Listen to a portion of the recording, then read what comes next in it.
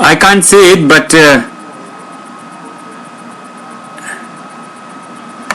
hello, sir. Just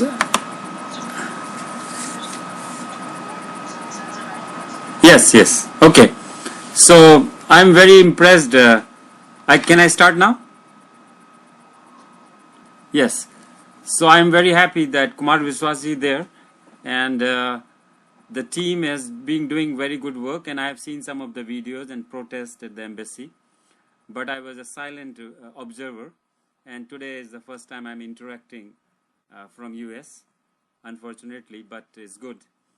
And what happened? I just want to give you some idea of what I've been doing. In 2008, I went to Pravasi Bharti Divas, the NRI panel members, ministers, including Sam Pitotra, who was the knowledge commissioner. And they were all NRIs. And my question was why they were having a tender for a consulting project, for a strategic consulting. And the tender says that the minimum turnover in last 3 years should be 40 lakhs for a company to apply for the tender. Sorry, 50 lakhs. That was in February this year. But later on, in June, they re-advertised the tender and the minimum turnover changed from 50 lakhs to 40 lakhs. And before, in February, it says that they should have 3 years experience with the government, so doing government project. But in May, they changed that condition, no more required. In other words, the Rural Development Government Ministry advertised twice and changed the condition. And I'm wondering why they are changing conditions. And then they have another project called NREGA. I'm sure most of you might know that National Rural Employment Guarantee Program. And the budget is 44,000 crore rupees. It's almost $9 billion. And luckily somebody asked me to look at this project and see how it can be improved or what could be done. So I spent about 2 months. I was in India and there was earthquake in Japan. So luckily I was in India at that time. I spent 2 months and then what I found was amazing. So in $9 billion projects, nobody can tell you, anybody in the government. I gave this presentation to the minister, to the joint secretary and many people in the government, that how much money they spend on a photocopying. Nobody can tell you. Because what they have done, there's Excel sheet and it's all text. So it would say photocopy in Hindi, sometime photocopy in English, sometime photocopy, COPI, different spelling, different languages, all text, and then it will have some numbers. 2,000 rupee, 5,000 rupee is based upon each district. But if you want how much, I'm from Jhansi, so if you ask them how much photocopy they have done in this NREGA project in 1 year in Jhansi,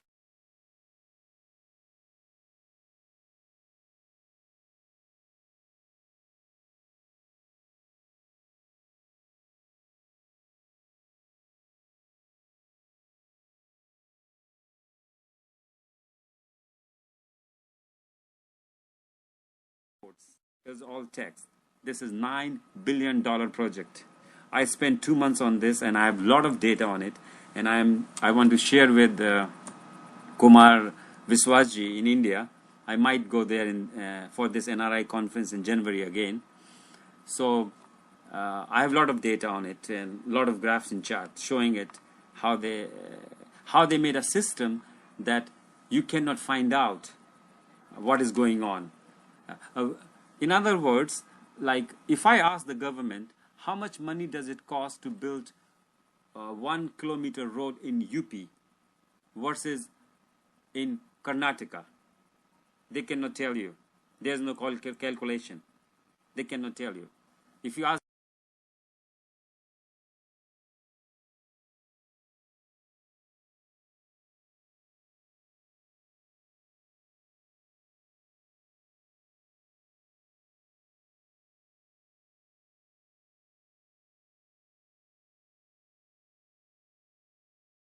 electricity or whatever they were doing in one district compared with other, they cannot find out. So what I did that I add those data for 7 districts. And what I found was amazing, that for photocopying, they were spending in 7 districts about 54 lakhs just for photocopying. And out of 54 lakhs, 80% is spent in one district. 80% one district. And send 6 districts 20%. Same thing in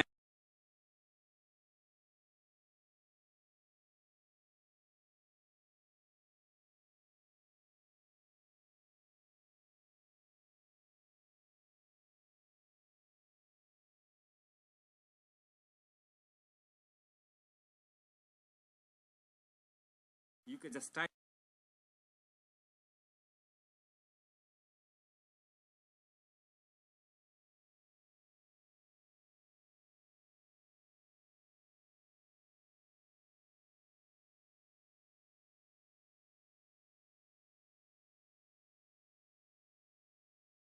like in England, they have a shadow ministers.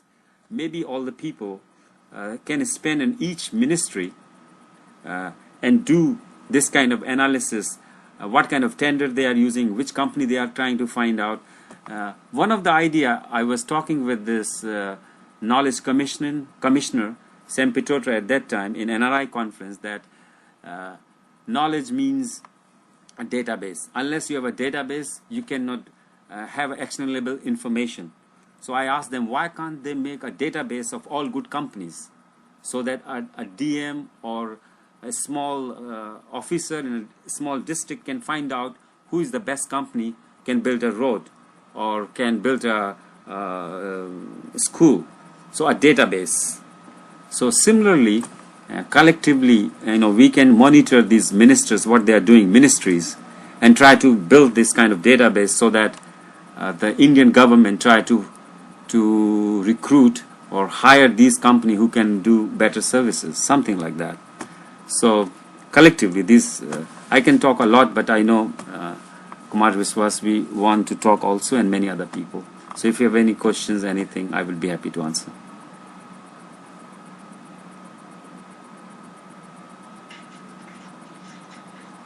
Thanks.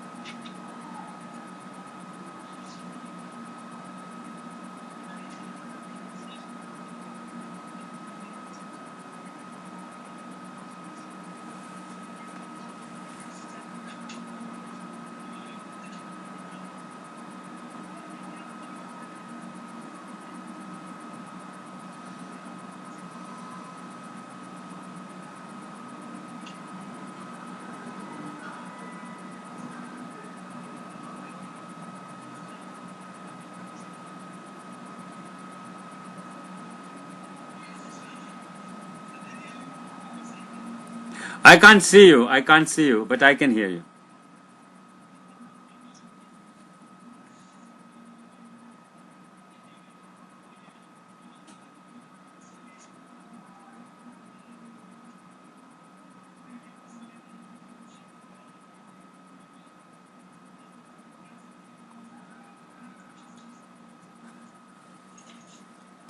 सूर्य की उपासना के सबसे और ये सूर्य का देश आप लोगों की स्थिति देखिए कि आप की गोद से खुदा की गोद आपके लिए दोनों माएँ बहुत महत्वपूर्ण है। जितनी सारी बातें सत्य जी ने कही, ये बात आप लोगों तक भी पहुंचती होगी, ऐसा ऐसा हो रहा है देश में। जब हम दूसरी इथेरिटी में आते हैं, दूसरी सभ्यता में आते हैं, तब पहली बात हमें अंदाजा होना शुरू होता है कि दुनिया के नक्शे पर हम कहाँ हैं। जब आप 10th क्लास में पहली बार गए थे, तो कॉलोनी के जिन लड़कों से लड़कियों के साथ दोस्ती नहीं थी, वहाँ एक गैप बना लगा कि ये हमारी टाउनशिप से आया हुआ लड़का होंगे, कस्बे से गया हुआ। जब आप कैंपस में पढ़ने जाते हैं पहली बार, तो जिले के लड़कों से आपकी दोस्ती हो जाती है, डिस्ट्रिक्ट के लड़के आपके दोस्त हैं। जब मैं पहली बार पढ़ने गया, तो जो मेरे आसपास से कमिश्नरी से लोग गए थे, वो मुझे बहुत अच्छे लगने लगे, क्योंकि लैंग्वेज वाइज बातचीत, हमारे तरीके, हमारी ट्रेनें, किससे लौट रहे हैं छुट्टियों में, किससे जा रहे हैं। फिर जब हम देश में जाने लगे, तो यूपी से हो, तो यूपी वाले अच्छे लगने लगे। विदेश पहली बार गए तो पाकिस्तानियों से लगता था कि ये हमारे सनातन शत्रु है, हमारे दुश्मन है, हमको वो अच्छे लगते थे। बांग्लादेशियों से बात करने लगे, और थोड़ा ऊपर उठे तो एशियन होने पर गर्व होता है कई बार। जब यहाँ आइए, सिंगापुर जाइए, तो दुबई जाइए, तो लगता है कि युद्ध लौटने की बात। ऐसा नहीं है कि दुनिया में अकेले खलीफा वही है। ये जो एक जगह है जहाँ से सूरज सबसे पहले निकलता है, जिसने सभ्यता सबसे पहले फैलाई है, वो लोग भी अभी सर्वाइव कर रहे हैं और कर सकते हैं। उनमें हिंदुस्तान एक ऐसा देश है जिसकी उम्मीदों से देखा जाता है पूरी दुनिया में। उसका रीजन है, दुनिया की सारी किताबें इतना नहीं सिखाती जितना अनुभव सिखाती है। इसलिए जब किसी लड़के को IIT की ट्रेनिंग दी जाती है, जब उससे फिर जीवन पढ़ाया जाता है, तो उसे वो टीचर पढ़ाता है जो खुद IIT चाहिए था। लेकिन उसकी सबसे खूबसूरत बात होती है कि 20 साल से वो केमिस्ट्री पढ़ा होता है, या 20 साल से वो डायनामिक्स ही पढ़ा होता है। तो उसको पता होता है कि कैसे तरीके से आगे भी तो दुनिया पहुंच गई है। वो लगातार मिस रहा होता है, और वो लड़के को IIT बना देता है। वो साथ में 100 लोगों को बना देता है। कोई अहंकारी लड़का लड़की ये भी कह सकता है कि तुम खुद नहीं, तुम खुद करके देखो। लेकिन वो टीचर है, वो गुरु है। तो भारत के साथ क्या है कि उसने 5000 साल का इतिहास उसके पास है। अगर हम थोड़ा ये ना कहें कि पूरा इतिहास, रामायण महाभारत ये भी है, तो 5000 साल की हिस्ट्री तो हमारे पास है। इनमें भी पिछले 1000 साल की हिस्ट्री ने हमें बहुत सिखाया। क्योंकि हम कितनी भी अपने बारे में पढ़ाई कर लें, इस बंद कमरे में हम ये जानते हैं कि 1000 साल में हमें पराजित बहुत किया गया, और ऐसी छोटी छोटी मुट्ठी भर जातियां आई हैं जिनका कोई अस्तित्व तो हमारे सामने नहीं होना चाहिए था। शक, कुषाण, यवन, चंगेज, पठान, तुर्क, तातार, मंगोल, डच, फ्रांसीसी, पुर्तगाली, जरा सी लोग, और वो हमारी जिंदगी में घुल गई। मैं भाषा विज्ञान का, लिंग्विस्टिक का विद्यार्थी विश्वविद्यालय में पढ़ाता हूँ, तो मैं कई बार ऐसे शब्द देखता हूँ जैसे कमरा। ये पुर्तगाली शब्द है, हमारे यहाँ पहले कमरा नहीं बनता था, तो उन्होंने सिखाया। जैसे फरलांग, कितने फरलांग को खड़े, तो फ्रांसीसी मीटर है फुरलॉन्ग, जो 1 फीट के आसपास होता है, कितने फरलांग है। कभी इसकी पुर्तगाली हमारी जबानों में, हमारे खान पान में, हमारी बोलचाल में, दुनिया की बहुत सारी सभ्यताओं के अंश हुए। इन्होंने हमें खराब नहीं, इन्होंने हमें पॉल्यूट नहीं किया। ये ऐसा नहीं हुआ कि गंगोत्री से निकला हुआ गंगा जल नाले पड़कर अपवित्र हो गया। क्योंकि हम ये नहीं कह सकते कि फारस से आएगी सभ्यता को इतनी गंदी थी कि हमें खराब कर देगी, या पुर्तगाल या इंग्लैंड से गए लोग इतने खराब थे कि हमें खराब कर देंगे। इसने हमें डाइवर्सिफाइड किया और हमें सबसे पहले डाइजेस्ट करना सिखाया। यही कारण है कि हमने दुनिया की सारी सभ्यताओं को डाइजेस्ट किया। सनातन धर्म की प्रतिक्रिया में पैदा हुए दोनों धर्म, जैन और बौद्ध, जो हमारी टीडीएस एप्लीकेशंस की वजह से पैदा हुए, आज भारतीय हुए। आज जैनियों के घरों में करवा चौथ मनाई जाती है, जैनी दिवाली मनाते हैं, होली खेलते हैं, लक्ष्मी पूजन करते हैं। ये बात अलग है कि वो ऋषभ देव जी की मूर्ति भी रखते हैं वहां पर, और ऋषभ देव जी की मूर्ति भारतीय मंदिरों में रखी जाती है, हिंदू मंदिर में रखी जाती है। भगवान महावीर की जगह पर सब चले जाते हैं। बुद्ध के साथ यही हुआ। बुद्ध सनातन धर्म के संस्कार पद्धतियों के विपरीत आए थे, लेकिन आज बुद्ध जो है वो विष्णु के अवतार माने गए। बुद्ध पहले व्यक्ति थे जिनके बेटे और जिनके वंशज दुनिया का टहलने लगे। उससे पहले हिमालय के पार जाना और समुद्र के पार जाना हमारे यहाँ धर्म में निषिद्ध था। मैं कई बार सोचता हूँ कि बुद्ध के कुछ बेटे बुद्ध की बिना आज्ञा के बाहर निकले, और 1/3 दुनिया आज बौद्धों के आलोक से जगमगा। आज ज्यूज के पास सबसे ज्यादा शक्तिशाली अगर कोई जाति है, क्रिश्चियनिटी भी नहीं है पैसे की दृष्टि से, तो वो बौद्धिस्ट है। सबसे ज्यादा जहाज उनके पास है, मुस्लिम है। सबसे ज्यादा ताकत उनके पास सब तरह की है, चाहे वो जापान में हो, चाहे वो कोरिया में हो, चाहे चाइना में हो, चाहे ताइवान में हो, कंबोडिया में हो, श्यामा, मलक्का, जावा, सब जगह पर हो। मैं सोचता हूँ कि अगर शंकराचार्य के कुछ बेटे निकल गए अगर चाणक्य के क्वेश्चन निकल गए होते हैं, चलो 200 लोगों का जत्था भेज देते हैं, तो पूरी दुनिया में आपके अलावा किसी का चेंज ना, कि आपको विस्तारवादी और कॉलोनाइजेशन की एक बौद्धिक घोषणा लग सकती है, लेकिन मुझे ऐसा लगता है अब स्थिति किस समय भारत में, ये पहला केस हुआ और ये बढ़ क्यों रहा। हम सब जगह ये महसूस किया कि हमारे पास दुनिया में किसी के पास जो कुछ होना चाहिए वो 6 ऋतुओं हमारे पास है, किसी के पास नहीं। आप सब लोग दुनिया के दूसरे कोनों में गए, यहाँ पर भी हमारे पास रिसोर्सेज भी ऐसा कुछ नहीं है तो हमारे पास ना हो, फिर थोड़ा और हम ऐसे नहीं कि हमारे पास तेल नहीं, हम ऐसे नहीं कि हमारे पास मैग्नीज है ही, हम ऐसे नहीं कि हमारे पास हीरा है ही, दुनिया में जो कुछ भी है वो कहीं ना कहीं से वहां है, या अगर कुछ ऐसा है जो नहीं है तो इतना बैंक सपोर्ट नहीं है कि हमसे पाना। आज इकोनॉमी जो है वो ऐसी हो गई कि आप इससे कुछ भी ले सकते हैं, पूरी दुनिया ग्लोबल विलेज से बढ़ गई। लेकिन आजादी की अवधारणा के साथ समय पर कुछ गड़बड़ है। जल्दबाजी में जब घर में आग लगती है और बुझा रहे होते हैं तो कई बार ऐसी चीजों पर भी आप पानी फेंक देते हैं जो बाद में खराब हो जाता है, तो फेंकना ही नहीं। तो ऐसा हो गया। जब आजादी आई तो 2 तरह के विचारधाराएं, एक थी ग्रास रूटर्स, जिसको डील कर रहे थे सरदार पटेल, जिसको डील कर रहे थे आपके यहाँ आया हुआ बहुत बड़ा बेटा जो मेरे बड़े टाइगर है सुभाष चंद्र बोस, आए थे, बहुत सारे लोग थे। एक वो वाली जनरेशन थी जो गांधी जी के साथ में तो विदेशों से पढ़ी थी और यहाँ आती, जो काजों पर बहस करते थे और एक्टिविज्म के अंदर था।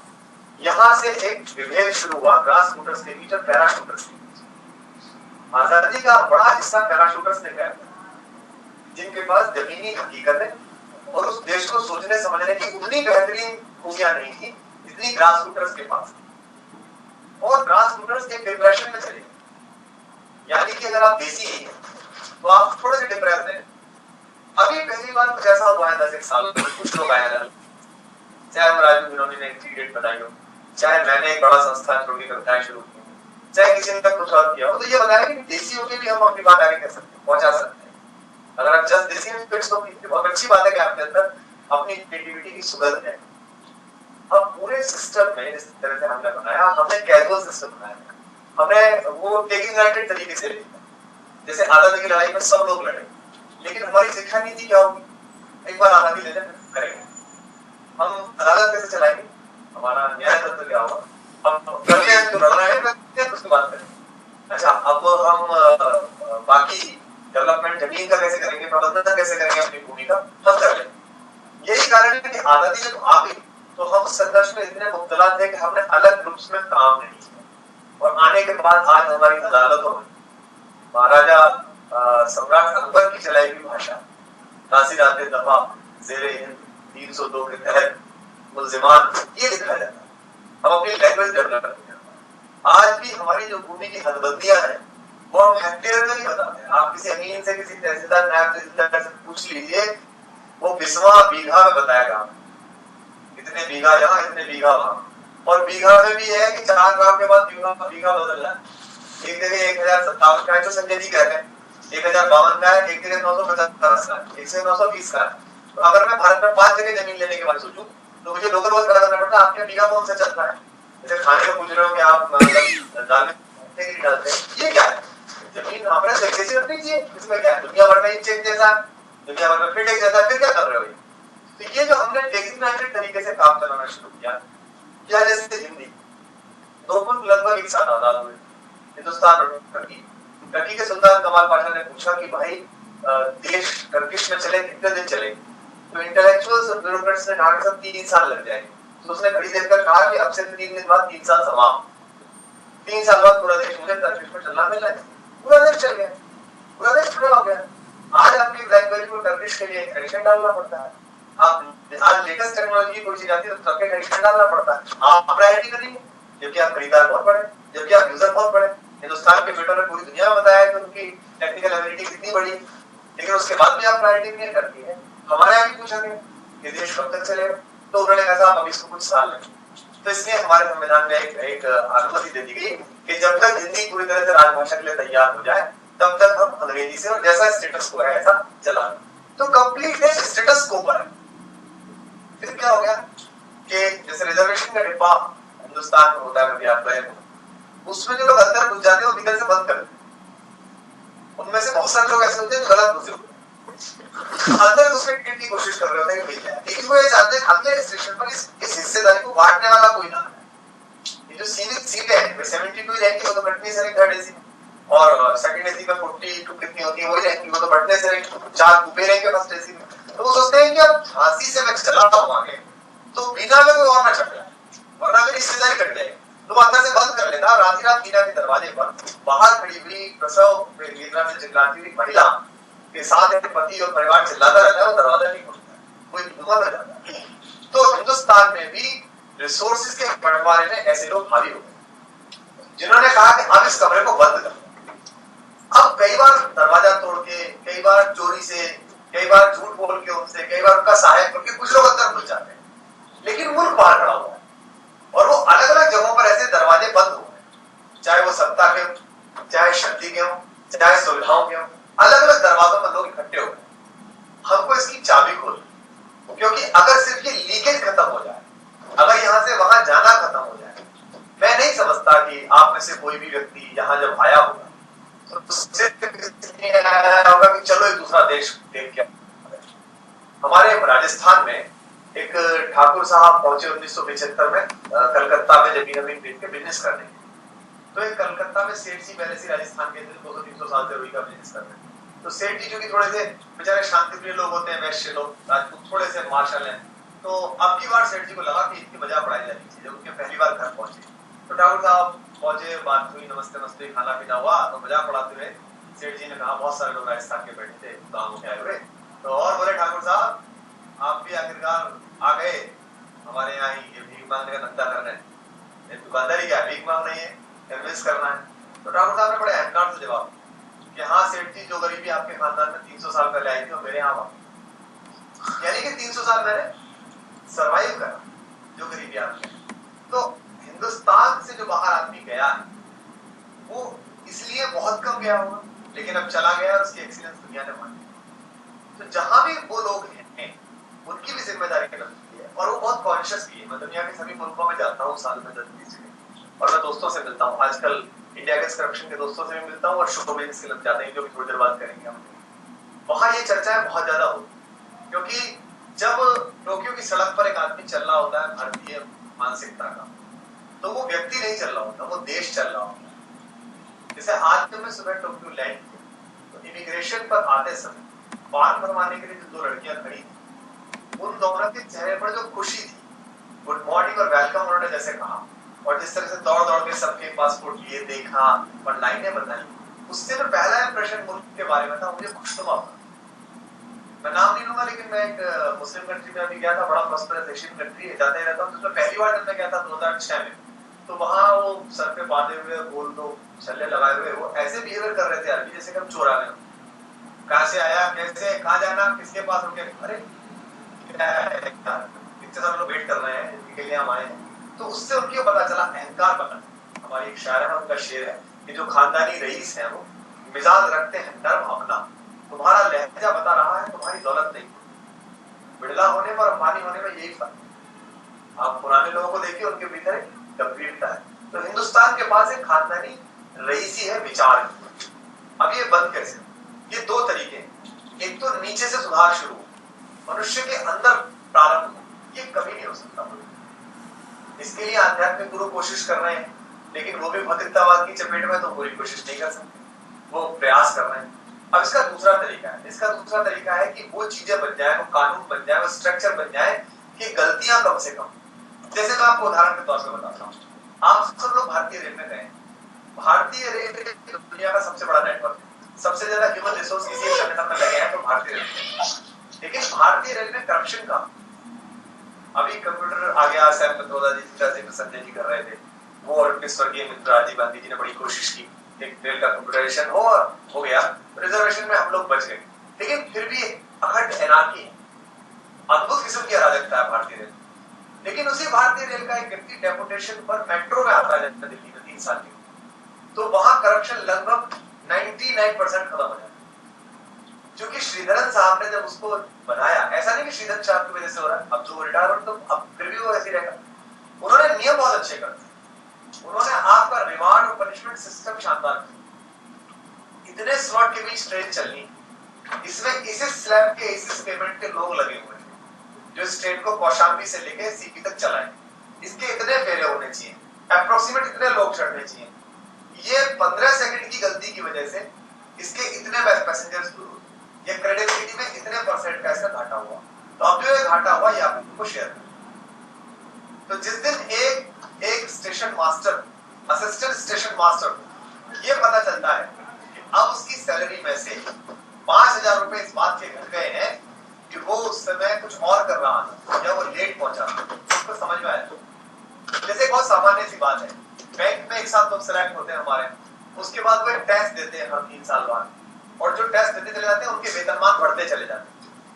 तो ऐसे बैंक में बहुत अधिकारी हैं जो एक साथ प्रोबेशनरी ऑफिसर सिलेक्ट हुए, लेकिन 15 साल की नौकरी में उनका एक दोस्त तो बन गया रीजनल मैनेजर, और वो अभी ब्रांच मैनेजर पड़ा। मैं यूनिवर्सिटी में पढ़ाता हूँ, विश्वविद्यालय की सेवा में हूँ, 18 साल की मेरी नौकरी हो। हमारे यहाँ हर 2-3 साल बाद में ओरिएंटेशन करना पड़ता है, रिफ्रेशर कोर्स। उस कोर्स को लोग हॉलीडे समझते हैं, शिमला चलेंगे, नैनीताल चलेंगे, क्योंकि ना तो उसके नंबर जुड़ते हैं ना उसका रिवार्ड पनिशमेंट है। उसका यह है कि 21 दिन या 28 दिन आप हुआइए, सब्जेक्ट में जो कुछ चल रहा है उस पर कुछ प्रोफेसर आएंगे, वो ज्ञान उगलेंगे, देख लीजिए, सुनाइए, आके उसके बाद में लास्ट में प्रोजेक्ट रिपोर्ट खुद ही बढ़नी पड़ती है, अच्छा लगा बुरा लगा बाद में जुड़ जाता है। अगर ये तय हो जाए कि विषय के ज्ञान का टेस्ट होगा हर 3 साल बाद, वो ऑब्जेक्टिव होगा, सब्जेक्टिव होगा, और उसमें जो परसेंटेज आएगी उससे मेरे नंबर बढ़ेंगे। तो अगर मैं कॉन्शियस हूं तो मैं अपने विद्यार्थियों को पढ़ाने का विषय पढ़ूं। इसीलिए डिपार्टमेंट्स में ऐसे लोग भी हैं जिन्होंने 25-30 साल की नौकरी में जिनका अंतिम ज्ञान का स्रोत दैनिक जागरण, दैनिक हिंदुस्तान, वो उसे ही पढ़ के आते हैं बस, और वो पूरे आराम से काम चला रहे हैं, उसी वेतनमान से रिटायर होते हैं। और ऐसे लोग भी हैं जिन्हें उसी नौकरी में ज्ञानपीठ मिल गया है, लेकिन जो 1000 रुपए का इंक्रीमेंट लगता है वो नहीं मिलता, वो उनके साथ नहीं लग सकता। तो अब आदमी की मन से इच्छा खत्म हो गई कि मैं क्यों करूं जब रिवार्ड पनिशमेंट ही नहीं है, मुझे पता ही नहीं। तो नए नियमों की आवाजाही, जैसे आरटीआई है, आज भारत में जो पहले 10 बड़े घोटाले खुले जिसके कारण कुछ माननीय महत्वपूर्ण लोग बिहार में विश्राम पा रहे हैं, वो सब आरटीआई की वजह से। शुरू से कहते थे कि इससे क्या हो जाएगा, इससे और हो जाएगी। कुछ लोगों ने कहा तो अमेरिका करवा रहा है वो भारत में। हाँ, आज भी आप कुछ बुद्धिजीवियों से मिले तो वे कहते हैं कि आरटीआई तो सब ठीक था, हिंदुस्तान के दुश्मन देश है ना, उनकी फंडिंग है, उन्हें जो सूचना भारत से नहीं मिल पाती। आप क्या समझते हैं कि विकीलीक्स के जमाने में किसी कानून की जरूरत पड़ेगी आजकल किसी जानकारियों को लेने के लिए? बहुत ही सरल हो गया है, आपको दुनिया भर की जानकारियां शेयर कर लेना, लीक कर लेना बहुत आसान हो गया है। उसके लिए आरटीआई मूवमेंट क्या होगा? और अब प्रधानमंत्री जी भी कह रहे हैं कि नहीं, वो और कमजोर होना चाहिए, उससे काफी नुकसान हो रहा है, आरटीआई से नुकसान हो रहा है। तो ऐसे करके कुछ बेचैन लोगों का समूह बना। पर एक बहुत खराब बात है, आप लोग भी जैसे सोशल एक्टिविस्ट हैं, मैं अन्ना हूँ, आपने पहन रखा है, नारा संयोग से मेरे मुंह से निकला था पहली बार, मैं भी अन्ना, तू भी अन्ना, फिर पूरे देश ने कहा दिया। अच्छे होने में सबसे खराब बात क्या है कि दूसरों को आप बुरा समझने लगते।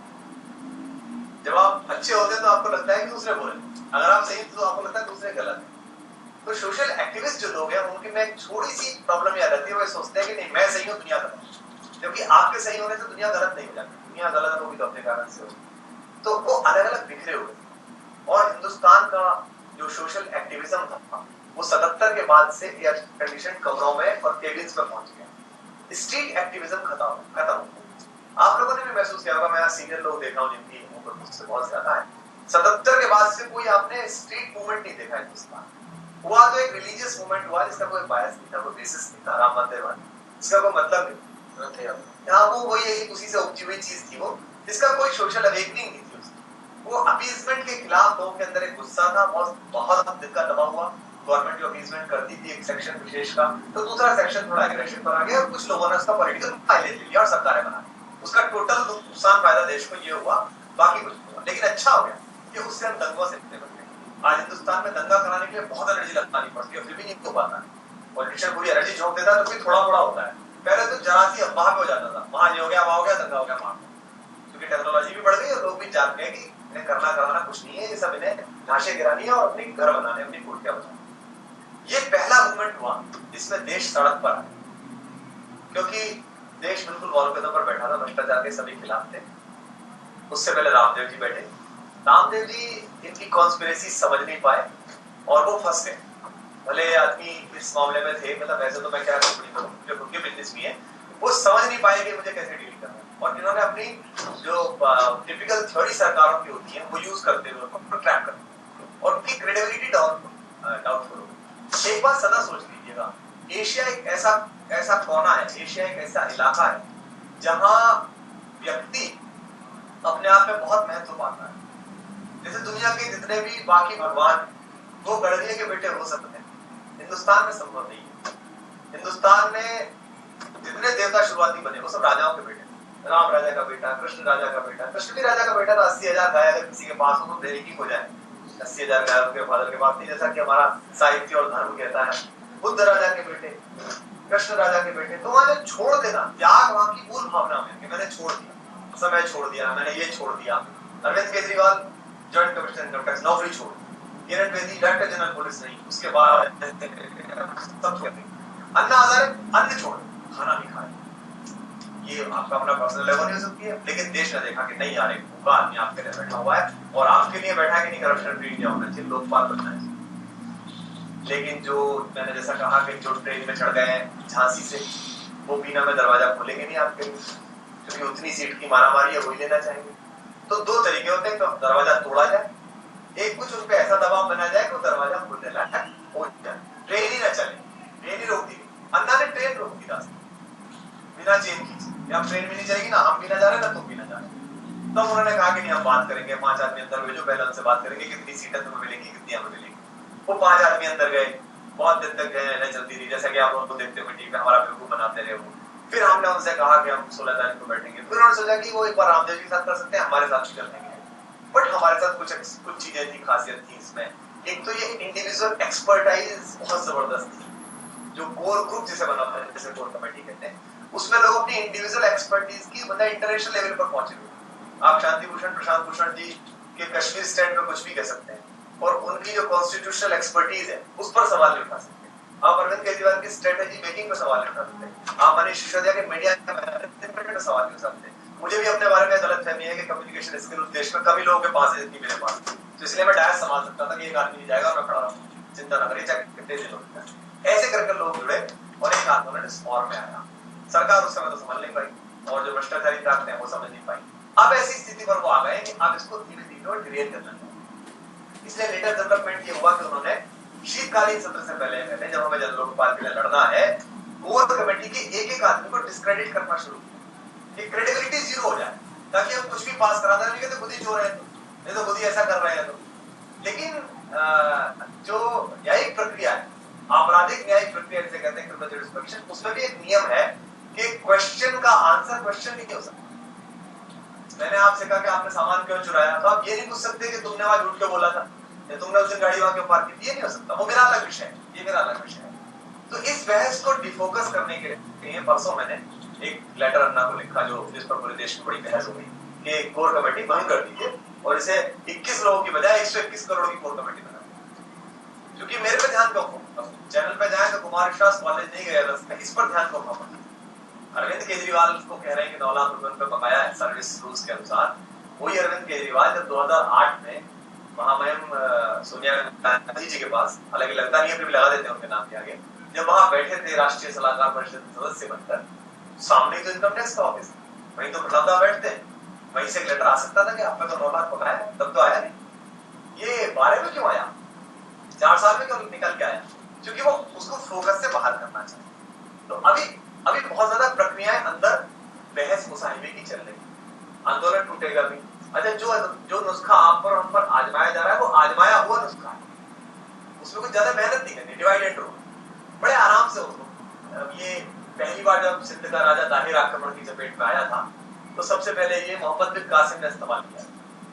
वहां एक युद्ध के मैदान में बड़ा मंदिर था जिसके ऊपर एक झंडा था, और ये किंवदंती थी पूरे इलाके में कि जब तक ये झंडा खड़ा है, जब ये ध्वज खड़ा है मंदिर के ऊपर, तब तक हमारा राजा हारेगा। और ये मोहम्मद बिन कासिम ने ट्रेस करा ली।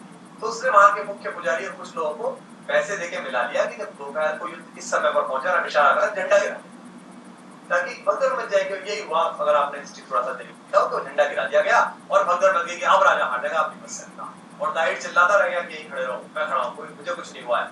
और लोग भाग गए और हम हार गए। और वो हमने गेटवे खोल दिया हिंदुस्तान का, जहां से सारी सभ्यताएं रौंदती हुई भारत माता को वहां तक पहुंची और आज हम कटे पड़े। तो ये 1000 साल पुराना आजमाया हुआ नुस्खा है जो हमारे भाइयों के पास है।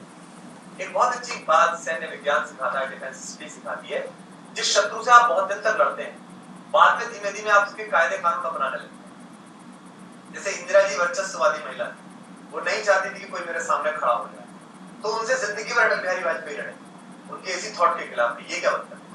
लेकिन जब पटेल जी प्रधानमंत्री बने तो सबसे पहले वर्चस्ववादी, उन्होंने ग्रास रूट के हर उस नेता को खत्म किया जो उनके सामने खड़ा हो रहा, चाहे वो कल्याण सिंह थे, चाहे वो मदन लाल खुराना थे, चाहे वो भरत सिंह शेखावत थे, चाहे वो गोविंदाचार्य थे। जो जो उन्हें लगा कि ये प्रतिभाशाली अलग खड़ा है, तो अलग दिख रहा है, इवन अडवाणी जी के कैरियर खत्म करने में उन्होंने काफी एनर्जी लगाई, उन्होंने सिर्फ वही रखे इंदिरा जी की तरह, क्योंकि बहुत दिन तक लड़ते लड़ते आप उसी शत्रु के हथियार इस्तेमाल करना शुरू कर देंगे। तो इनके साथ ये हो गया है कि बहुत दिन तक इन ताकतों से लड़ी है हिंदुस्तानी लोग, तो हमारे जो सामने जो हमारे भाई खड़े हुए हैं वो उन्हीं के हथियार इस्तेमाल कर रहे हैं। आप एक बड़ा दबाव समूह, एनआरआई पूरी दुनिया में एक बड़ा दबाव समूह। आज जब मैं सुबह आ रहा था एयरपोर्ट से तो मैं बात कर रहा था राजीव जी से और रोहन से कि अमेरिका के जो एनआरआई दोस्त हैं, अगर वो इंडिया के इस करप्शन की फाइट को थोड़ा आगे बढ़ाएंगे तो ये बात करने लगते हैं कि तो अमेरिका फंडेड है। आपने भी देखा कि शामियाने पे खर्चा अमेरिका ने किया, ऐसा बोलने लगे वो। अमेरिका की एक विशेष नेतृत्व महिला है, उनसे किसी एशियन संवाददाता ने ये पूछ लिया कि इंडिया में एक आदमी बैठा हुआ है करप्शन के खिलाफ इतने दिन से, आप ऐसा क्या कहना? उन्होंने कहा इंडियन गवर्नमेंट उसकी बात सुनी, बात खत्म होगी और वो बात कर गई कि अमेरिका बैकअप कर, तो कल ये कुछ भी कह सकते हैं। लेकिन जो एशिया के ऐसे देश जिनकी क्रेडिबिलिटी और जिनका सिस्टम प्रूवन है, जो जमात जिनमें अग्रणी है, अगर यहाँ से सपोर्ट मिलता है, आप जो कुछ लोग हैं इनकी जिम्मेदारी इसलिए बहुत बड़ी बन जाती है कि अगर आपका सपोर्ट मिलता है इस बात के लिए तो हम इस लड़ाई को ज्यादा बेहतर तरीके से आगे ले जा सकते हैं, क्योंकि हम वहां जमीन पर खड़े हुए, आप यहाँ से कभी कभी आएंगे या यहाँ से गाइड करेंगे। जो संजय जी ने कहा कि एक्सीलेंस का इस्तेमाल, ये मैंने संजय जी मैं आपको बताऊं, बिहार के मुख्यमंत्री जी नीतीश कुमार जी ने शपथ ली तो मैंने उनको यही बात कही थी, लेकिन राजनीति अपने हिसाब से सुनती है। उस समय वर्ल्ड बैंक ने बिहार के 8 टाउनशिप के लिए प्रोजेक्ट पैसा दिया था कि इन टाउनशिप को रिन्यू किया जाए, ढंग से बनाया जाए दोबारा से। तो मैंने उन्हें ये कहा कि भाई सैन होजे का जो चीफ टाउन प्लानर है वो मुजफ्फरपुर का रहा है, आईटी से गया हुआ है खड़गपुर से पढ़, और आप इसको बनाएंगे तो आप इसे मैकेंजी को दे रहे हैं, आप इसको एंडरसन को दे रहे हैं, वहां भी तो यही लड़के काम करेंगे। उस लड़के को आपको सिर्फ इतना कहना है कि एक मुख्यमंत्री जी का पत्र जाए कि माय डियर सर, आप तो इस मिट्टी के बेटे हो, the soil is calling you, please come as a state guest, हम आपके साथ खाना खाते हैं और आपको बताइए क्या खर्चा आने जाने का लगता है और आपको क्या देना है। तो जो मैकेंजी और एंडरसन पर खर्च करेंगे आप बोरों पर, उसका आप 2% खर्च करेंगे और जो आप रिजल्ट लेंगे वो 200% लेंगे। उसका रीजन क्या है? एक तो उसका पेट्रियोटिक एंगल, एक तो उसका मदरलैंड के प्रति लगाव, और एक वो तो पैदा ही मुजफ्फरपुर में हुआ था, उसको तो यही पता है कि जब भाई साहब अगली वाली साइकिल के आगे वाले डंडे पर से बिठा के छोड़ते जाते थे स्कूल, तो कौन से बोर्ड पे क्या प्रॉब्लम आती थी? टाउन प्लानिंग के लिए उससे बढ़िया आदमी तो क्या करेंगे आप? किसी को बसा भी तो भी नहीं कर सकता। तो मैंने उनको कहा था कि आप एक प्रवासी मेधा परिषद बनाइए जिसका नाम हो एनआरआई इंटेलेक्चुअल बैंक, तो उसमें आप ये लिस्टिंग करिए कौन कौन लोग कहाँ गए, क्योंकि उनके पास दोनों तरह की एक्सीलेंस है। वो एक तो इंटरनेशनल एक्सपोजर के सामने और एक उनके पास एक्सपीरियंस इंडिया है, तो वो आपकी समस्याओं को इंटरनेशनल एक्सपोजर के साथ सिंक्रोनाइज करते हुए ऐसे सॉल्व कर देंगे जिसमें कम पैसा लगेगा, कम एनर्जी लगेगी और 100% रिजल्ट ओरिएंटेशन होगा। क्योंकि वो उन मुल्कों से आ रहे हैं जहां करप्शन की संभावना है कम, इसलिए करप्शन के जो बेहतरीन आइडिया वो उनके पास नहीं हो। आप लोगों ने भ्रष्ट भी करेंगे ना तो देर लगेगी। मतलब एक अगर ग्रुप आया और सरकार ने सोची कि चलो इनको भी चोर बनाते हैं अपनी तरह, तो 1-1.5 साल तो बेचारों को बनने में लग जाएगा ना कि यार बनेंगे कि मैंने पकड़ लेने जाएंगे, कुछ होगा तो नहीं, तब तक दूसरा बदल जाएगा। तो कम से कम करप्शन का थोड़ा सा लेवल नीचे आ जाएगा। तो आप जैसे लोकपाल है, जन लोकपाल हम क्यों लाना चाह रहे हैं, इसके लिए हम क्यों हो रहे हैं, या अगला जो मामला आ रहा है right to resign, public funding के लिए हम कह रहे हैं चुनाव। होता क्या है कि अगर एक नवीन जिंदल चुनाव लड़ रहा है और कल यहाँ से अभी वो हमारे जो मित्र राजीव जी बाहर चलेंगे, वो भी गुड़गांव के, वो जाके चुनाव लड़ने लगे नवीन जिंदल के सामने। आप यहाँ से सारा पैसा लगा दें फिर भी नवीन को यार भाई, चाहे नवीन किसी ने गलत हो, मैं ये नहीं कह रहा कि वो गलत है, मेरे मित्र हैं उन्होंने तिरंगे के लिए संघर्ष करा, लेकिन क्योंकि वो तो झोंक देंगे और ये कहाँ से पैसा लगाएंगे। हम चुनाव आयोग से कह रहे हैं कि आप पब्लिक फंडिंग से कहिए भाई ये 3000 पोस्टर मिल रहे हैं सबको, 3-3000, ये इतने गज की जगह मिल रही है, ये एक माइक मिल रहा है, इतनी तारीख को डेट मिल रही है, एक बार बोलने समझा दे बात क्या है। तो सब सुन ले, तुझे भी सुन ले, ऐसे भी सुन ले, जो बेटर होगा उसके हिसाब से वोट कर देंगे। तो ये जो इलेक्ट्रॉन सुधार है, मुझको ऐसा लगता है पर्सनली, ये डी बनना का स्टैंड नहीं कि हम लगातार नहीं लड़ सकते जब तक कि आप पार्लियामेंट्री पॉलिटिक्स में को प्रभावित नहीं करेंगे। प्रभावित कैसे करेंगे? चुनाव में आप राइट टू रिकॉल कर सकते हैं, राइट टू रिजेक्ट अभी हमारे ऑलरेडी है, वो फॉर्म से आप कर सकते हैं। तो अगर अगले आम चुनावों में जब लोकपाल बिल पास नहीं हुआ उससे पहले, तो हम ये कर सकते हैं कि 100 संसदीय सीटें खाली मिल। पैसा किसका खर्च होगा? उन लोगों का तो खर्च होगा। तो अगर आपने ये कह दिया कि ये 100 डकैत तो 100 चोर 100 बेईमान हमको नहीं चुने, चाहे तो हमें कुछ सीखा, ये हार्वर्ड पढ़ाओ या कहीं पढ़ाओ, ये कपिल सिब्बल हमको नहीं चुने क्योंकि ये कंट्री के साथ नहीं है यार, तो कहीं से पढ़ाओ, हमको नहीं चुनना। तो अगली बार कांग्रेस चांदनी चौक से टिकट देते समय या साउथ एक्स से टिकट देते समय सोचेगी यार इसको तो नहीं चुनना, फिर किसे चुने? तो वो आदमी ढूंढेगी जो निष्पक्ष हो, निर्विवाद हो और जिसकी राष्ट्रीयता और राष्ट्रीय प्रति समर्पण में कोई संदेह ना हो। तो एक बड़ा काम है अच्छे लोगों को टिकट देना पार्टी। देखिए अच्छी पार्टी आप नहीं कर सकते। शेक्सपियर कहता है politics is a game of fools. Fools का मतलब वो उर्दू में कहता है क्योंकि शुरुआती जो अंग्रेजी है उसमें फूल्स का नाम है रूल पे लिखा हुआ है। और politics is a selection of मतलब बेटर भी, आपको थोड़ा कम चोट चुनना है, नहीं चुनना। तो अगली बार क्या होगा? 100 लोग अच्छे रहे, 100 खराब हो जाए, 100 अच्छे चले जाए और 100 सीट खाली रह जाए। इससे पूरा माहौल बन जाएगा। एक बात और ध्यान रखिएगा, भारत क्रांति का देश हमने कभी भी खुद नहीं माना। भारत ट्रांसफॉर्मेशन का देश है, भारत में परिवर्तन होते हैं। जब मैं पढ़ता था टाउनशिप में तो मेरे को ये अच्छी तरह पता था कि मेरे साथ रहने वाले लड़कों लड़कियों की जातियां थी। लेकिन मेरी बेटी डीपीएस में पढ़ती है और उसकी जो एक दोस्त अभी 9th स्टे के लिए घर पर आई थी, उसने कभी मुझसे पूछा कि इनकी ये जाति है, ये कौन लोग हैं? तो मैंने तो बताया कि शेड्यूल्ड कास्ट होते हैं। उसने मुझे शेड्यूल्ड कास्ट क्या होता है? तो मैंने तो बताया कि आजादी से पहले हमें बहुत ऊपर नीचे लोग थे और अब हम डेमोक्रेसी में आ गए, सबको समान होना चाहिए, तो हमने एक लिस्ट बनाई है, शेड्यूल्ड बनाया है, उसमें एक लिस्ट है, उसमें जो जातियां हैं वो उतने। तो उसने सामान्य से ज्ञान सुना और छोड़ दिया। उसके लिए उसके साथ ना रूम शेयर करना, डिनर टेबल शेयर करने की कोई प्रॉब्लम नहीं। यानी 20 साल में हमने ट्रांसफॉर्म कर दिया। राजा राममोहन राय दुनिया भर के इतने लोग इसके लिए लड़े, गांधी इसके लिए इतने लेख लिखते थे 10-20 15 साल हरिजन में, समाचार बदल गया, नाम हरिजन रख दिया, उन्हीं का दिया हुआ नाम है, वो हमने ट्रांसफॉर्म कर। और एक बड़ी दिक्कत 1000 साल की हमने कुछ सालों में सॉल्व कर। तो करप्शन से हमारी लड़ाई या एक क्रेडिबल कंट्री बनने की हमारी प्रक्रिया है, वो क्रांति से नहीं। बहुत सारे युवक, बहुत सारे लड़के लड़कियां हमें मिलते हैं, आईटी जाते हैं, मिलने आते तो कहते नहीं साहब ऐसा होना चाहिए, सशक्त क्रांति होनी चाहिए, फला होना चाहिए, 1000-2000 बढ़ जाए तो भी कुछ नहीं, सफाई हो जाएगी। नहीं, क्योंकि आपको विचार करना व्यक्ति से नहीं। क्या कारण है कि अच्छा व्यक्ति जाता है राजनीति में, वहां बहुत खराब हो जाता है? क्या कारण है कि वो संघ की शाखा में शपथ लेता हुआ अटल बिहारी बन के जाता है और वहां जाके वो सो जाता है? वो चिंता ही नहीं करता कि कारगिल में बात क्या करनी है, या वो तय नहीं करता कि मुशर्रफ के सामने स्टैंड कैसा करना है। वर्ल्ड लीडर्स जब दुनिया के रंगमंच पर आते हैं तब आप उनकी बॉडी लैंग्वेज से देखते नहीं कि आपके सामने नहीं सुनता हूँ। मैं कितना ही पाकिस्तान के प्रति अच्छा व्यवहार रखते हैं, अच्छी सोच का रखता हूँ। मुझे लगता था कि जब प्रेसिडेंट मुशर्रफ जैसे भी थे, 4 सप्ताह यही थी, जब वो चलते थे, जब लोग बोलते थे तो एक एरोगेंसी के अलावा एक दम था, पीछे कुछ भी नहीं था लेकिन आगे दम था। आपके पीछे सब कुछ और आगे दम नहीं है। यूएन जैसे बड़े मंच पर आपके राष्ट्राध्यक्ष के हाथ से कागज गिर जाता है और मोदी उठा के देता है। मैं नहीं कह रहा कि किसी का से कागज नहीं गिर सकता, आपको खुददार मुल्क की तरह खड़ा होना पड़ेगा। उसके लिए सबसे पहले क्या होगा? रिसोर्स। जो संजय जी कह रहे हैं कि दर्जेगा में इतना हो गया, इसमें हो गया, ये सब अंत में कहां है? जैसा टेररिज्म है, टेररिज्म का जो एकमात्र कारण है हिंदुस्तान में करप्शन। अगर करप्शन ना हो तो आरडीएक्स कोस्ट गार्ड की आंखों में धूल झोंक के आ ही नहीं सकता। जिस दिन एक कोस्ट गार्ड को ये पता चलेगा कि रिश्वत लेनी नहीं है, उस दिन पहले दिन आरडीएक्स पकड़ लिया जाएगा और वो आरडीएक्स ना बॉम्बे में फटेगा, ना भुवनेश्वर में फटेगा, ना बेंगलोर में फटेगा। क्योंकि जो पहले गेट खुलते हैं वो सबसे पहले करप्शन की वजह से खुलते हैं, वो भूख की वजह से खुलते हैं। एक बड़ा फेनेटिक सेशन जिसे धीमे धीमे जिहादी बनाया जा रहा है, वो भूख की वजह से बनाया है। मैं सदा कहता हूँ, जो ऐसा फेनेटिज्म है, आप देख लीजिए दुनिया के जिन इस्लामिक कंट्रीज में रोशनी बहुत अच्छी आती है, आपने वहां गड़बड़ देखो, क्योंकि वो स्कूल जाने वाला बच्चा हो गया, वाला स्कूल जाने वाला बच्चा है, वो क्यों उधर करेगा घर पर? इस बच्चे को स्कूल भेज दीजिए, आराम से प्रेम से पढ़ेगा। तो जो ये बेसिक प्रॉब्लम हिंदुस्तान में है, उन्हें हम स्कूल नहीं भेज पा रहे, उन्हें हम शिक्षा नहीं दे पा रहे, उन्हें हम सरोकार नहीं दे पा रहे, इसलिए वो घर में हल्ला मचा रहे हैं। इस्लाम अफगानिस्तान में भी, इस्लाम दुबई में भी। दुबई में तो इस्लाम पूरी दुनिया को चाइना दिखा रहा है, देखो ऐसे चला जाता है। कुआलालंपुर में तो पूरी दुनिया को रोशनी दिखा रहा है, देखो ऐसे टावर खड़े हुए हैं। और अफगानिस्तान में वो फट रहा है, क्यों? क्योंकि वहां स्कूल नहीं है।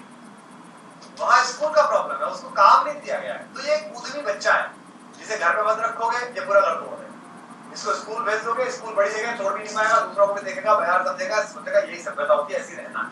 नया बच्चा है, 1400 साल पहले पैदा हुआ है, 5000 साल पुराने लोग यहाँ, और भी सभ्यताएं बड़ी बड़ी पुरानी है, तो धीमे धीमे बदल लेंगे। तो आप सबसे जो मैं बात शेयर करने आया हूँ वो ये कि एक तो आपके पास 2-3 ताकतें। एक तो आप नेट से, आपकी पूरी दुनिया इंटरनेट से चलती है।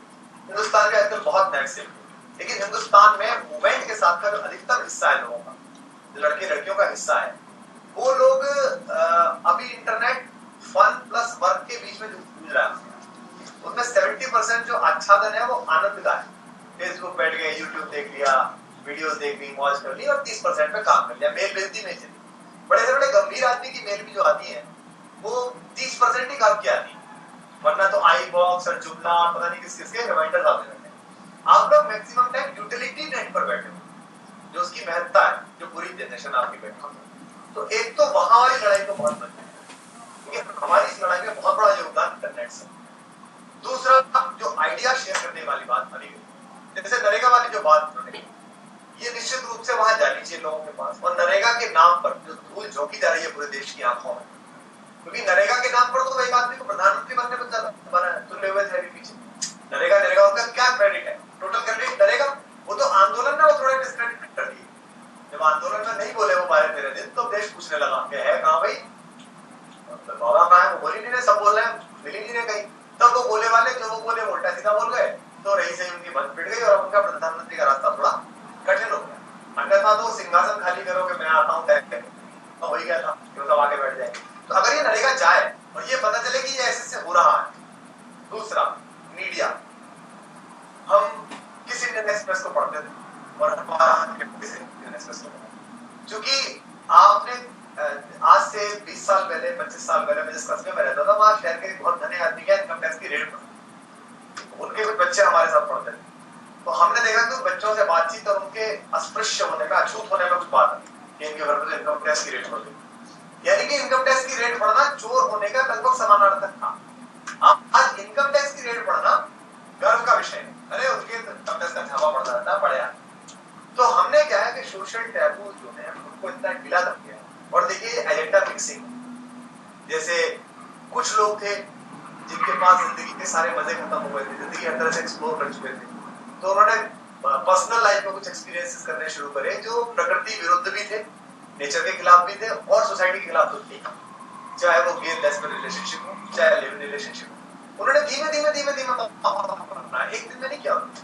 उसके बाद वो कोर्ट गए, लड़े, रैलियां निकाली, कुछ रैलियों को पीटे, कुछ में पीटा, थोड़ी सी बड़ी होती चली गई, और आज पूरे देश में आपने परिवर्तन ला दिया। और फिर से मीडिया के सहारे एजेंडा को फिक्स कर, यानी कि जब एक बढ़िया मोबाइल के विज्ञापन, एक अभिनेत्री और एक अभिनेता, वो अभिनेता जो अपनी 2 पत्नियां छोड़ चुका है और वो अभिनेत्री जो अपने 3 रिलेशन छोड़ चुकी है, जब वो एक घर में बैठे दिखाए जाते हैं और उनके बीच का फ्रेमवर्क एस्टैब्लिश किया जाता है, गाने no no no no no no, फला no no no no no, Saif ने बोला hi Bebo, oh Saif yes yes yes, तो घर में बैठी हुई 9 साल के 10 साल की बेटी को समझ में आ गया कि it is wonderful, it is fine, these are the stars. ये एस्टैब्लिश लोग हैं ना, सब देख रहे हैं, ये आइकन है और उन्होंने एस्टैब्लिश कर दिया। तो जिन आइकन्स के पास काम होता है वो डिफेटेड है।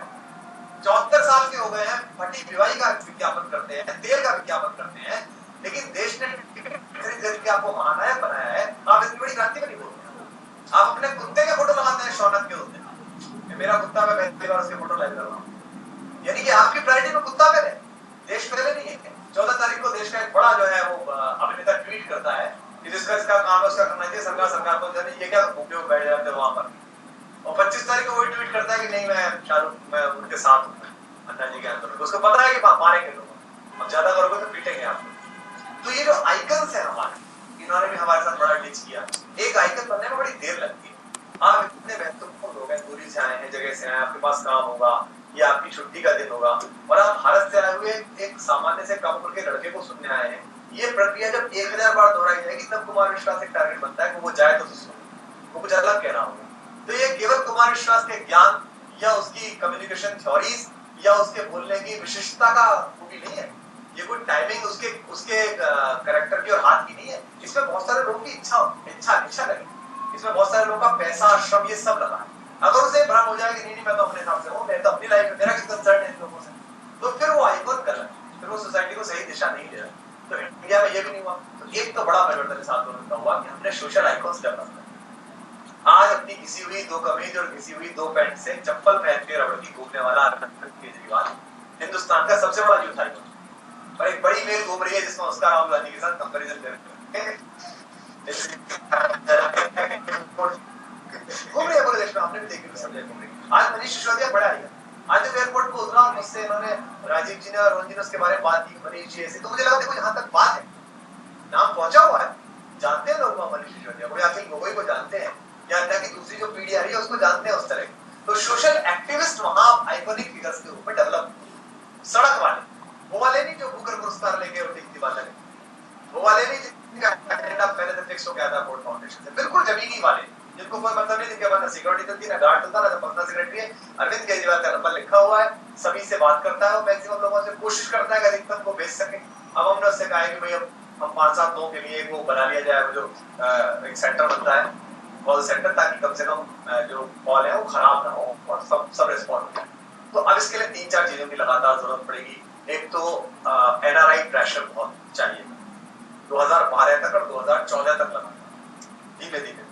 दूसरा, एक्सपर्टीज आप लोगों की बहुत चाहिए। तीसरा, अभी हमें जरूरत नहीं लगती, लेकिन ऐसा भी लगता है कि फंडिंग भी चाहिए, अभी नहीं लगती, लेकिन अभी तो हम जब वहां खड़े हुए थे आपने देखा होगा, चौथे दिन को मना करना पड़ा था कि प्लीज डोंट गिव अस, ये मतलब बहुत सारा आ गया, हमें इसकी जरूरत नहीं, क्योंकि जब हमने टेंट के बारे में पता किया तो पता करा 3.5 करोड़ का लगेगा। तो अगर आप लोगों ने बुलाया देखा तो मैंने यही कहा था टेंट वालों से कि बहुत दुल्हने विदा की है आप लोगों ने, अगर जब लोकपाल की दुल्हन विदा कर दोगे तो सारे आपका हो जाएगा। और रातों रात दिल्ली के टेंट वालों ने आके टेंट लगा, कौन लगा गया हमको पता, जो हमारा पर्सनल टेंट वाला था जिसने गेट वो मंच बनाया था उसके जरूर हमने पेमेंट किया, बाकी तो हमसे कोई पेमेंट मांगते नहीं। कौन खाना खिला गया हमें पता है।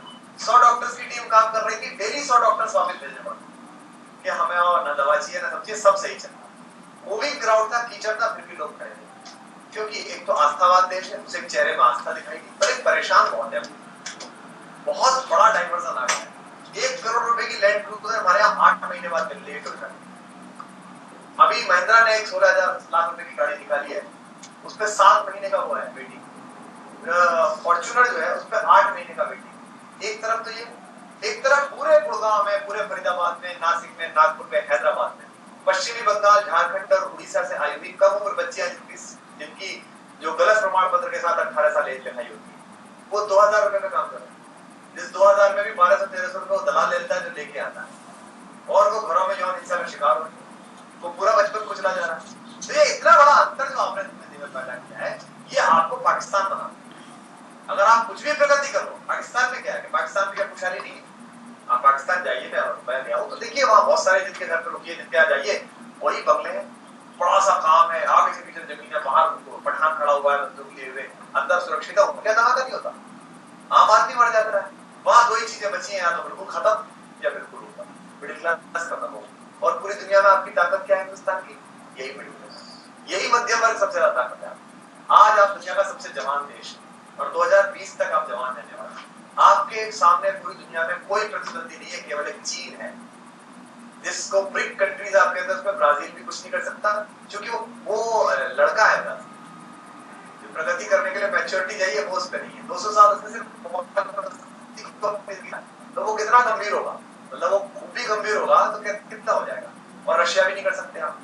अब केवल 2 कंट्री बचते हैं, भारत और चाइना, जिनके बीच में प्रतिस्पर्धा है कि ये सदी किसकी है। चीन के साथ सब कुछ अच्छा होने के बाद भी ये खराब है। चीन में काम आत्मा से नहीं, चीन में काम सिर्फ मस्तिष्क से हो रहा है। और आप समझ लीजिए मस्तिष्क से लड़े हुए महाभारत कभी जीते नहीं जाते, चाहे कितने ही कौरव हो। चीन के साथ और हिंदुस्तान के साथ सिर्फ महाभारत है कौरवों में। कौरवों के पास भी बहुत सेना था, बड़ा पैसा था, बड़ा ऐश्वर्य था, पांडव 5 ही थे, लेकिन जीते क्यों? क्योंकि वहां आत्मा नहीं थी कौरवों में। अर्जुन पूछता है कि गुरुजी आप जब तक नहीं मरोगे तब तक हम कैसे जीतेंगे? गुरुजी कहते हैं मैं ऐसे मरूंगा, अगर मेरे बेटे की कोई झूठी खबर आ जाए तो मैं मर जाऊंगा। भीष्म से वो कहता है आपको जाके युधिष्ठिर के दादा जब तक आप खड़े हो हम कहाँ जीत रहे हैं, आप कैसे मरोगे? तो दादा बताते हैं मैं ऐसे मरूंगा, अगर तुम वो उसको ले आओ शिखंडी को तो मैं उस पर बाण नहीं उठाऊंगा, क्योंकि पिछले जन्म में वो लड़की के रूप में देखा है। शिखंडी खड़ा तलवार मार दिया, वरना भीष्म मारे जा रहे थे। तो हमारे यहाँ दिनकर जी ने कहा, प्यार पांडवों पर मत्स्य कौरव की सेवा तन से सद पाएगा कौन।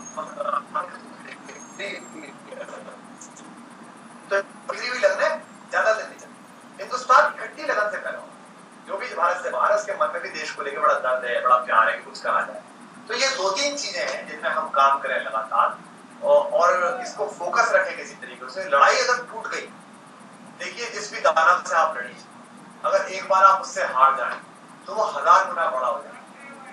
राम को पूरा हिंदुस्तान पार करना पड़ा रावण को मारने। क्यों? क्योंकि रावण उससे पहले कई देवताओं को हरा चुका। वो फाइनेंस मिनिस्टर की तो कोठी पे कब्जा होकर बैठा हुआ था। भाई लंका क्या है, कुबेर का घर था। जिस आदमी की इतनी बड़ी ताकत, तो उसने पूरी दुनिया के फाइनेंस मिनिस्टर को बाहर निकाल दिया लात मार के, चल अब तेरे घर में मैं रहूंगा। यानी कि वो लोगों को हरा हरा कर इतना अहंकारी हो गया था, कुछ लगा अब क्या हो सकता है, अब तो सब मैं कर ही लूंगा बस क्लास।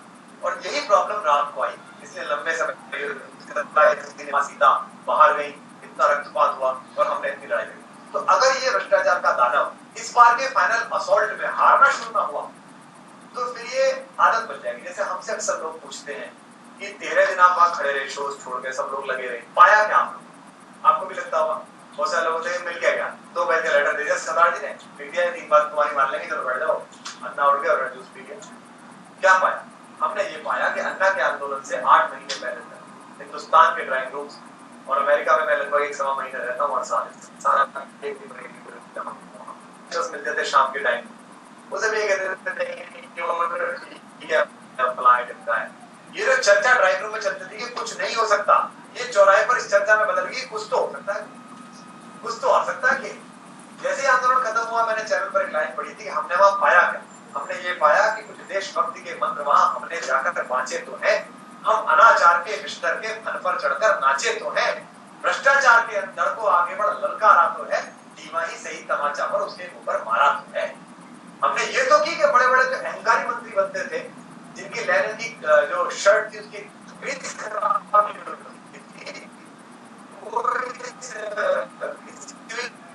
वो प्रशांत भूषण के धीमे धीमे दिए जाने वाले जवाबों से हिल तो गए, कब क्या था।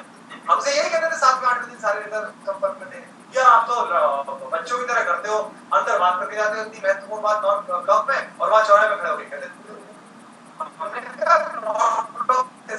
अब यहाँ रहो, अब चलो, अब जरा यहाँ खड़े होकर चलाओ, ऐसा क्या छुपा रहे हो भाई। जो ये थाना जाते में आदमी डरे, ताकि उसके संस्थानों पर पहुंच के आदमी डरे, और आज भी डरता है। आज आप हिंदुस्तान जाइए 2 महीने की छुट्टी बनाने के लिए, आपको एक लेटर अगर कलेक्टेड से चाहिए, बिल्कुल सारा, बिल्कुल आपके हक का, तो सबसे पहले मोहल्ले का लीडर ढूंढ दो यार, वो मैं तो जापान करता हूँ बहुत समय, यार कोई साथ पड़ा था यार, जरा चल रहा है मेरे साथ करेंगे। आपको लगता है कि आपके साथ कुछ बुरा हो जाए, आपको लगता है शायद आपको मारा जाएगा, बेइज्जत की जाएगा, आपको कॉन्फिडेंस नहीं आता कि मेरी कलेक्ट्री है, मेरी कचहरी है, मेरी तनख्वाह चलती है, मैं पैसे भेजता हूँ वेस्टर्न मनी ट्रांसफर से, उससे चलती है, मैं जाके पूछूंगा वेयर इज माय कलेक्टर साहब मेरा नाम है, ये काम है, और वो सुनेगा। आपको लगता है क्योंकि अंग्रेज ने बनाया था कि नेटिव पहुंच ना जाए, और आज तक भी वही चल रहा है। तो जब तक आप इसे ओपन और आप इसको ट्रांसपेरेंट नहीं करेंगे, जैसे हापुड़ एक छोटी सी जगह है जहां से मैं इलाहाबाद में टिकट बुक कराता था जब मैं पढ़ता था इलाहाबाद में, तो वहां रिजर्वेशन पे 5 सीटें थी नौचंदी एक्सप्रेस, और एक रजिस्टर होता था जिसे बुकिंग क्लब खोलता था, उसे कभी दिखाता नहीं था, वो शीशे के पार रहता था जाली। उससे पूछोगे अंकल जी वो तारीख का है क्या, नहीं है, देख लेते हैं, नहीं है, देख लिया, क्या दे मुझे दिखा दो, तू क्यों देखेगा भाई, पहले दूसरे दिन है, 3 दिन बाद ले ले, तो क्या देता नहीं वो 2 वो जो ट्रैवल वाला था उससे उसकी जुगाड़ होती, और वो चाहे खाली चली जाए वो उसे देता तक है, उसके पहले पैसे नहीं। अब क्या हो गया, अब आपने टेक्नोलॉजी वाइज आपने मेरे मोबाइल पे कर दिया, तो मेरी फ्लाइट छूट जाएगा रास्ते में, मुझे लग जाएगा एयरपोर्ट पहुंचने में आधा घंटा से बचा, फ्लाइट टूट गई होगी, तो मैं तुरंत IRCTC की साइट पे जाता हूँ या किसी पोर्टल पे जाता हूँ, जर्नी का है देखता हूँ, जगह देख के ब्लॉक करता हूँ, क्रेडिट कार्ड से नंबर लेता हूँ, और वो एक PNR नंबर लेके मैं चढ़ जाता हूँ, TT को दिखाता हूँ, उसको 50 रुपए इस बात के देता हूँ मेरे पास प्रिंटेड नहीं है, जिसकी वो रसीद देता है और अपनी ID दिखा गया आपसे। अब मुझे प्रॉब्लम नहीं है, तो या तो कानून आपको ऐसे बनाने पड़ेगा या आदमी ऐसा बनाना पड़ेगा। आदमी की प्रक्रिया बहुत साल से हुई, अब केवल कानून बन तो आज भी मेरी दिन में अरविंद से भी बात हुई और मैंने उसको कहा कि मैं वहाँ जाऊँ और मैं बात करूँ आईएएस के दोस्तों से। मनीष से भी बात हुई, अल्लाह के पास है प्रशांत को, अरविंद, तो उन्होंने यही कहा है आप सबसे कि आप लोग इस बड़ी लड़ाई के लिए तैयार रहिएगा जितना आपके पास समय है। उसमें एक तो हमारी ई ब्रांडिंग, इंटरनेट ब्रांडिंग, दूसरा हमको क्या नई टेक्नोलॉजी मिल सकती है, हमको क्या ऐसी सुविधाएं आप यहाँ बैठ के प्रदान करा सकते हैं। जैसे अभी एक बड़ी सुविधा इन्होंने बताई हमारे दोस्त ने कि नरेगा में जो हो रहा है इनके पास पूरा है, और अगर ये वहां जाए तो कम से कम जिन बड़ी योजनाओं को ये बताया जा रहा है उस मुल्क में कि ये बिल्कुल ठीक है और ऐसा ही देश चलाओ। भाई कॉमनवेल्थ में भी क्या हुआ, कॉमनवेल्थ में अन्ना हजारे साहब, किरण बेदी जी और अमित केजरीवाल, इन तीन लोगों ने चलते कॉमनवेल्थ में संसद मार्ग थाने में रिपोर्ट की 250 पेज साक्ष्य के साथ तलमाटी के खिलाफ। लेकिन नेताओं ने इनको बुला के ये कहा कि चलते कॉमनवेल्थ में हटाएंगे तो बड़ी बेइज्जती हो जाएगी। आप समझिए कैसे कॉमनवेल्थ होगा, बेइज्जती नहीं। मेरा कहना यह है कि भारत और पाकिस्तान की भी जंग चल रही है, अचानक आपको ये सूचना मिला कि खेतकरण सेक्टर पर खड़ा हुआ लेफ्टिनेंट जनरल गद्दार, तो आप क्या ये सोचते हैं कि पूरा पहले एक बार युद्ध निबट जाए फिर से हटाएंगे? आप पहला काम नहीं करते, सब पकड़ते हैं, गोली मारते हैं उसमें, और उसके बाद एक दूसरा आदमी खड़ा होता है। या तो आप झूठ बोल के कहते हैं कि मर गए लड़ाई में, या कहते हैं कोर्ट मार्शल हो गया। तो आपके पास क्या हिंदुस्तान में बेटे नहीं है जिनको आप खड़ा करके काम चला लेते? आपको कितना टेकन ग्रांटेड लिया जा रहा है। आप ये ना सोचें कि चीजें बहुत सही चल रही हैं। हम वहां देख रहे हैं प्रेसिडेंट ओबामा के पर्सनल डॉक्टर्स की टीम में 13 भारतीय डॉक्टर ये वहां बैठे हैं, तो ये भी से कंफर्म है। हमारे एक दोस्त है गुप्ता जी, वाशिंगटन डीसी, पिछले साल उन्होंने मेरे लिए एक भोज रखा, तो मैं उनके घर गया तो जो भी तीसरा डॉक्टर आया वो उससे कहे कि ये प्रेसिडेंट के पर्सनल डॉक्टर्स की टीम में। जब 7-8 हो गए तो जैसा मेरा ह्यूमरस बिहेवियर है, तो मैंने कहा कि ज्यादा बीमार रहता है क्या ओबामा सी मिलवाने जा रहे हो? तो वो बोले कि नहीं इसमें कोई हंसी की बात नहीं Kumar ji, you should feel pride कि देखिए हिंदुस्तान के बेटे कितने क्वालिफाइड है और प्रेसिडेंट उन पर भरोसा करता है। दुनिया के सबसे अमीर सबसे बड़ा मुल्क जो आज भी कहलाता है, दादा चाहे कितना ही गिर गया हो, बड़ा हाथी सही, उसका सबसे दबंग आदमी अपने शरीर को एनेस्थीसिया में डाल के भारतीय बेटों को सौंप देता है, do whatsoever do with me. लेकिन आपको ये बीमारी हुई तो आप विदेश चली गई इलाज कराने के लिए। आप हमारे बेटों पर भरोसा नहीं कर सकती और आप चाहती हैं कि मैं आपके बेटे पर भरोसा करके आपको देश सौंपूं? मेरे तो क्वालिफाइड है, आपका तो डफर है, उसके पास तो क्वालिफिकेशन ही नहीं है। हमारे तो पढ़े हैं बेचारे, लंदन स्कूल ऑफ मेडिसिन में पढ़े हैं, दुनिया में पढ़े, हर जगह पढ़े हैं।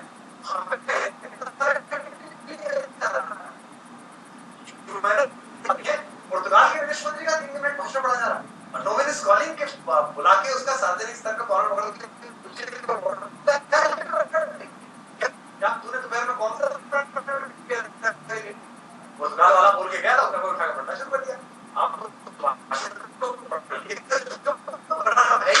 बता दिए उसमें लिखा है कि मैं बहुत खुश हूं कि आज पहली बार ऐसा सेशन कर रहा हूं जिसमें पुर्तगाली बोलने वाले 2 देश हैं मेरे साथ। तेरा पुर्तगाली से क्या मतलब? लेकिन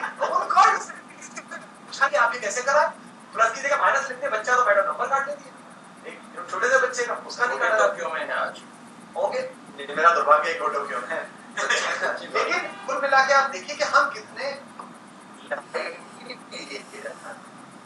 काटा तो हमसे निकले। हमारे उर्दू के शायरान का शेर है, न किसी राह पर न रह गुजर से निकलेगा, तुम्हारे पांव का कांटा तुम्हीं से निकलेगा। जब हम छोटे थे तो हमारे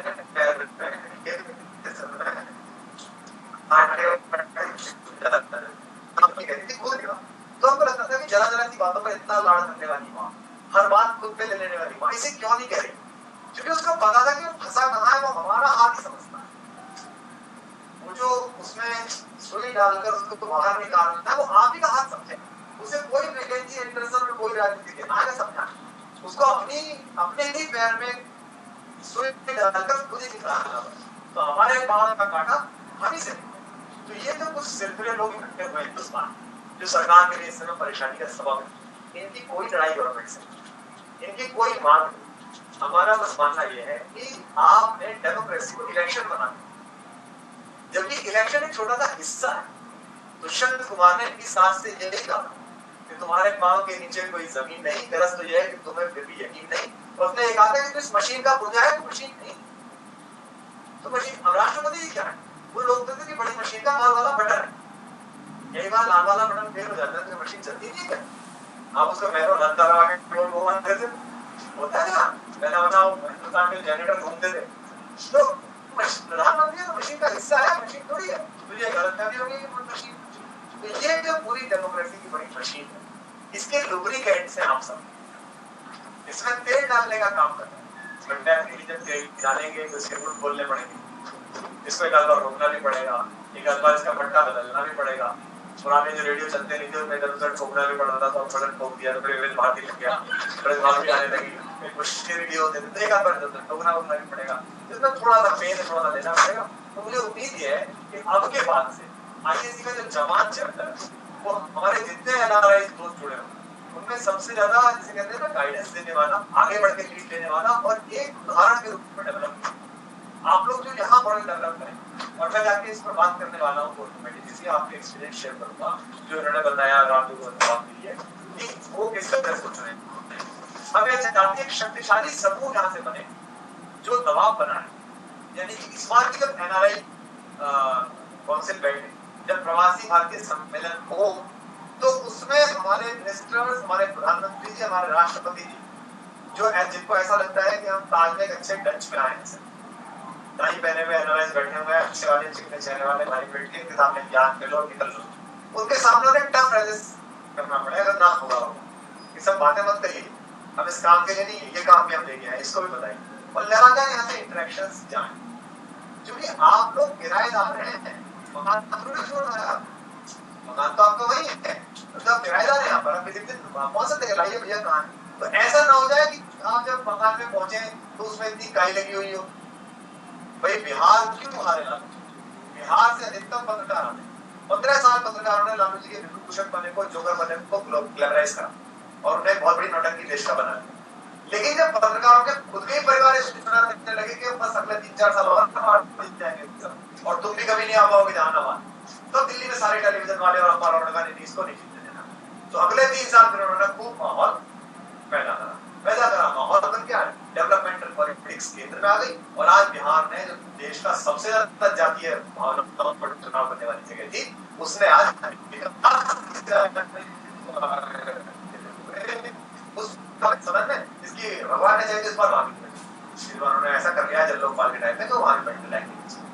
तो धीमे धीमे आ रहा हूँ, एक बड़े परिवर्तन का आप लोग हिस्सा बन रहे हैं, तो आप लोग भी गाइड करें कि आप लोग हमसे ज्यादा एक्सपोजर की जगह पर, डेली जगह पर बैठे हुए यहाँ से कैसे चीजें वहां पहुंच सकती है और कैसे लग सकती है, उनमें कई बार प्रैक्टिकलिटी का थोड़ा सा हिस्सा होता है, उसका ध्यान रखें। 3 चीजें हैं कि एक तो इसको जागृत पहुंचा, ये जो एक सुकून की अवस्था आ जाती है जिंदगी जीने, ये बड़ी खराब बात।